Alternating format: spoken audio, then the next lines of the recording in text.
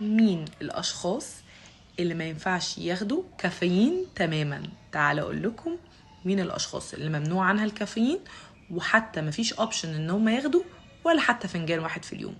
اول واحد الناس اللي بيبقى عندهم اضطراب عالي جدا في النوم وبيضطروا ياخدوا منوم وبيضطروا ياخدوا مهدئات بالليل عشان يعرفوا يناموا، دول ما ينفعش يستخدموا الكافيين تماما.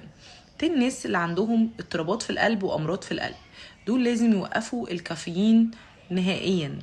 مين كمان؟ الناس اللي عندهم حموضة زايدة في المعدة او ارتجاع او مشاكل كبيرة قوي في المعدة، دول برضو ما ينفعش يستخدموا الكافيين بصورة يومية وعلى طول. واخر حاجة اخف ناس شوية اللي عندهم نقص في الحديد، دول ما ينفعش ياخدوا مع الوجبات اللي فيها حديد او مع الحديد كافيين عشان بيقلل امتصاصه. طب هنعمل ايه؟ بنحب نشرب نسكافيه وحاجات كده، نجيب الحاجات الديكاف او اللي هي ما فيهاش كافيين.